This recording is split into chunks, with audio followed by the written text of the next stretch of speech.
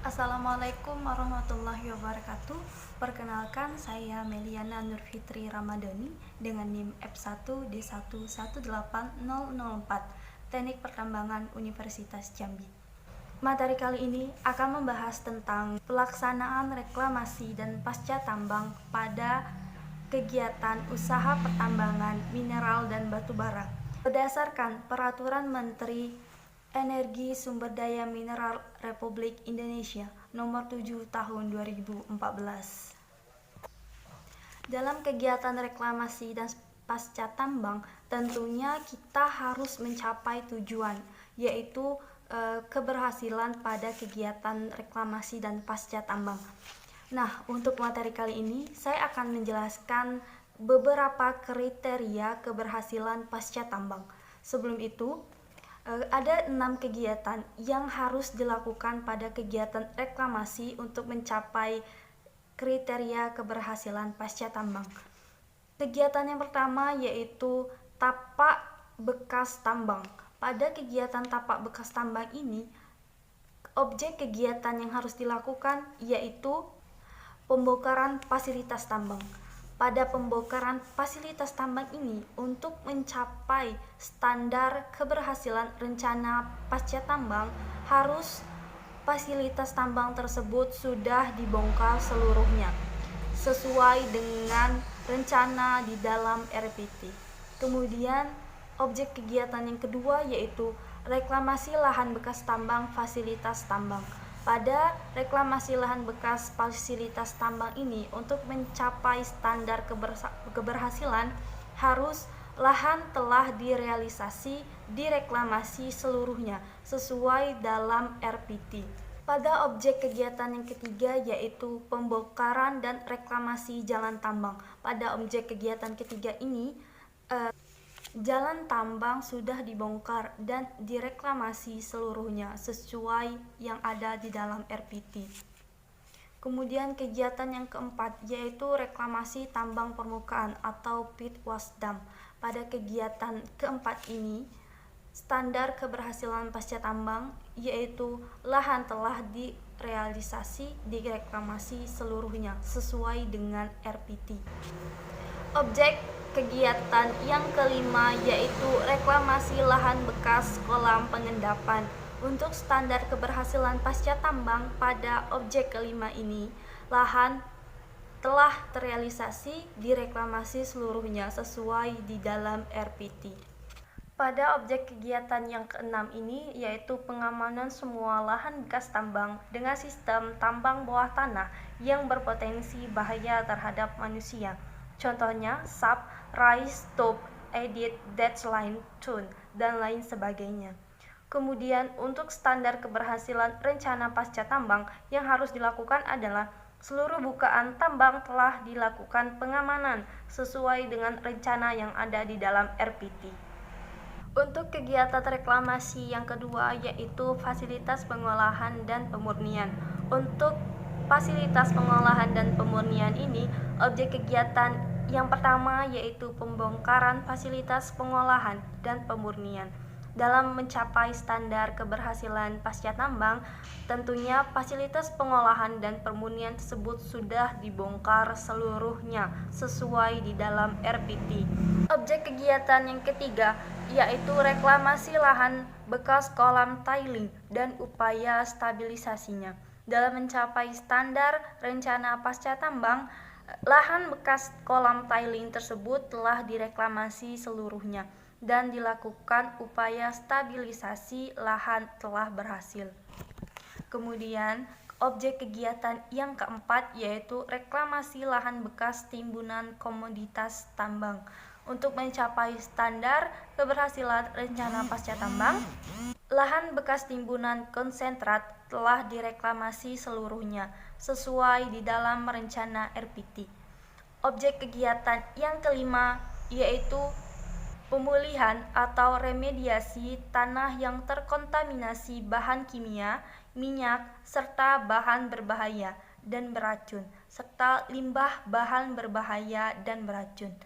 Dalam mencapai standar keberhasilan pasca tambang, Program remediasi telah dilaksanakan dan berhasil. Kriteria keberhasilan pasca tambang yang ketiga yaitu pada kegiatan reklamasi fasilitas penunjang.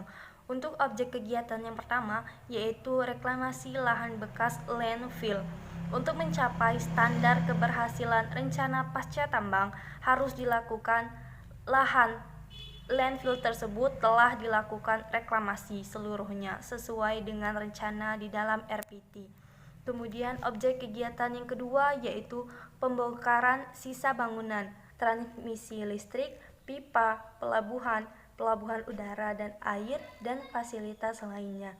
Dalam mencapai standar rencana keberhasilan pasca tambang, fasilitas bangunan, transmisi listrik, pipa, pelabuhan, dan fasilitas lainnya sudah dibongkar seluruhnya sesuai yang direncanakan di dalam RPT. Objek kegiatan yang ketiga yaitu reklamasi lahan bekas bangunan, transmisi listrik, pipa, pelabuhan, pelabuhan udara dan air, dan fasilitas lainnya. Dalam mencapai standar rencana keberhasilan pasca tambang, lahan bekas bangunan, transmisi listrik, pipa, pelabuhan, dan fasilitas lainnya telah direklamasi seluruhnya sesuai yang telah direncanakan di dalam RPT. Untuk objek kegiatan yang keempat yaitu pembongkaran peralatan, mesin, serta tangki, bahan bakar minyak, dan pelumas.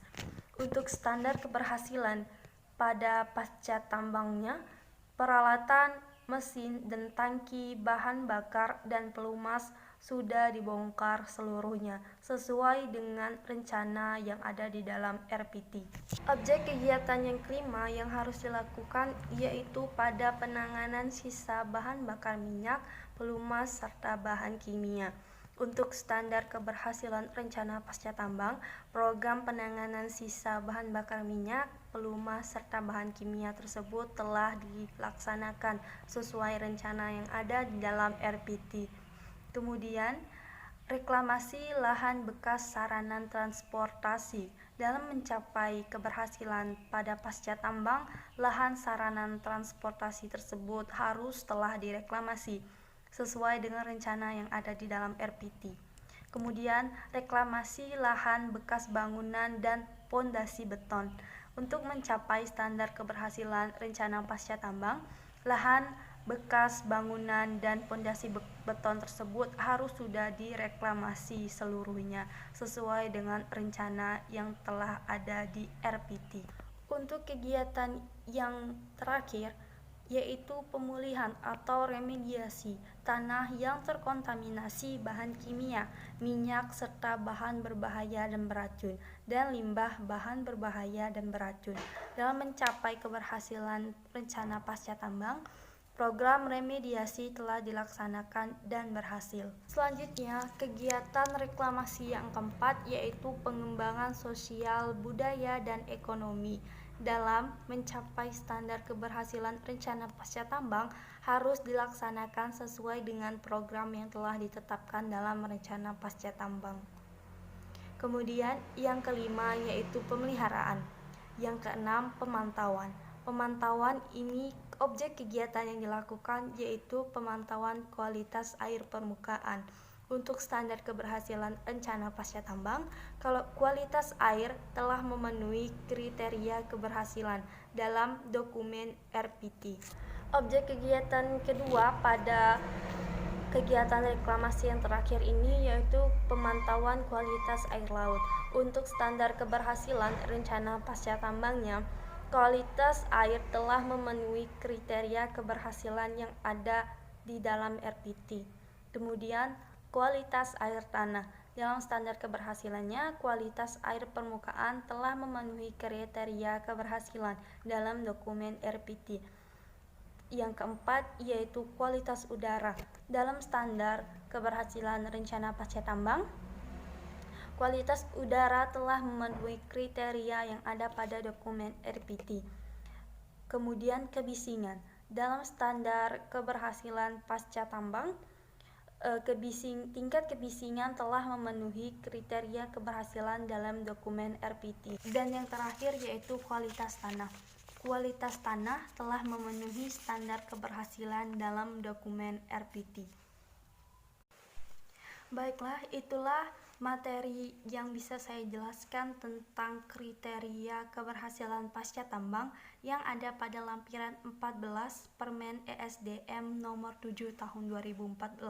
Semoga ilmu yang saya berikan bisa membantu teman-teman semua. Jika ada salah kata dan jika ada kekurangan, saya mohon maaf dan saya akhiri. Wassalamualaikum warahmatullahi wabarakatuh.